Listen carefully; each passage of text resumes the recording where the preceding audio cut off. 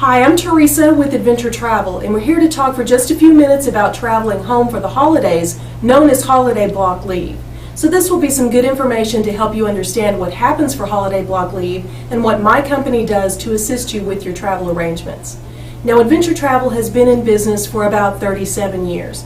We have offices in the Welcome Center on Fort Sill and downtown at the Central Mall, and we've been working with Fort Sill and coordinating the Holiday Block Leave project every year for the past 9 years. Our goal is to help you with airline or bus reservations and to help you save time and money with them. We always look for the best fares, including the military fares, which are not found online because then anyone could go online and request a military discount. Our system is linked in directly with the airlines, and since we are located on the base, we have access to all the military rates. Now, it does not benefit us one penny to charge you more for a ticket than you need to pay, so we definitely look for the best deal.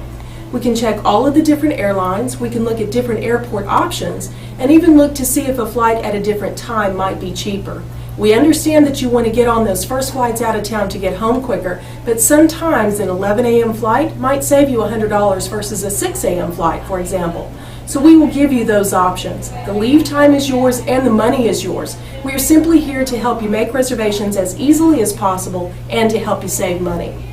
There are specific dates and times for holiday block leave for each base in the country, and we have that information issued by Trave. If you are leaving from Fort Sill, we are able to book flights out of 4 airports nearby: Lawton, Oklahoma City, Dallas-Fort Worth, and Dallas-Love Field.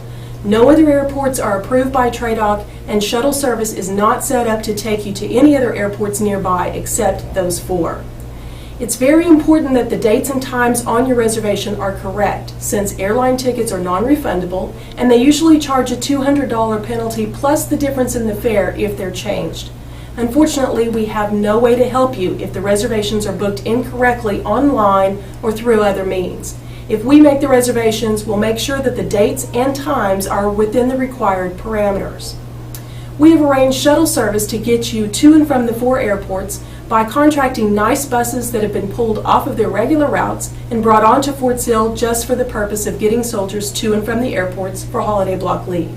So you do not take a taxi to the airport. You don't get a ride downtown to the Lawton bus station. If you are departing from here, we will actually bring those shuttles onto Fort Sill to pick you up at a designated area and bring you back here again for your return. Unfortunately, the military does not pay for the shuttle service since you're going home on leisure and not on official travel. Here are the prices for the airport shuttles. Please notice if you are booking your flight and shuttle together with us, the rates are discounted $5 to $10 cheaper. Another option is to take a bus all the way home and back, which may be cheaper. Greyhound has set what's called a military maximum rate so that you will typically pay no more than $279 for a round-trip bus ticket. That price may be less depending on how far you have to travel. However, remember that you still have to report back on the required return date, regardless of your travel time, and you don't get to extend your leave time longer just because it takes longer to travel. So for example, if you have to be back here on January 2nd and it takes 2 days to get back by bus, you would then have to leave your home on December 31st in order to be back in time. So you may pay a cheaper price for the bus, but you may lose some of the time you're actually able to spend on your leave. Unfortunately, there are no military maximum rates on airline tickets. There are a wide variety of prices depending on your destination and how full the flights are when you're ready to make your reservations. Usually, the more the flights fill up, the more the price goes up, so the earlier you can make your reservations, the better. There's no way to give you an estimate on airline prices today, since we have to look up your destination in order to give you prices, but we do have a designated date and time for each unit to come in to see our agents for reservations. We schedule ticket sales on dates and times that will not interfere with your training schedule, so that our agents can actually sit with you all one-on-one just for the purpose of booking your reservations. So on the date set up for your unit to meet with our agents, we will check different travel options for you and give you some possible schedules and prices. If we find something that you like and a price you can afford, you should be prepared to pay for it right then. Now, no one is going to force you to buy anything. No one is going to say you have to buy this right now or you're not going home. But remember that airline ticket prices tend to go up as space fills up. and the airlines will only hold a reservation for 24 hours and then cancel it if it's not paid for.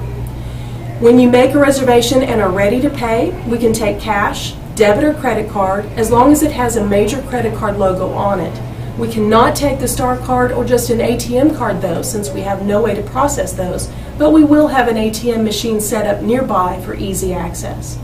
You do not have to wait until the date scheduled for your unit to set up your reservations. You can actually have a family member contact us during normal business hours on our toll-free numbers and set up the reservation for you.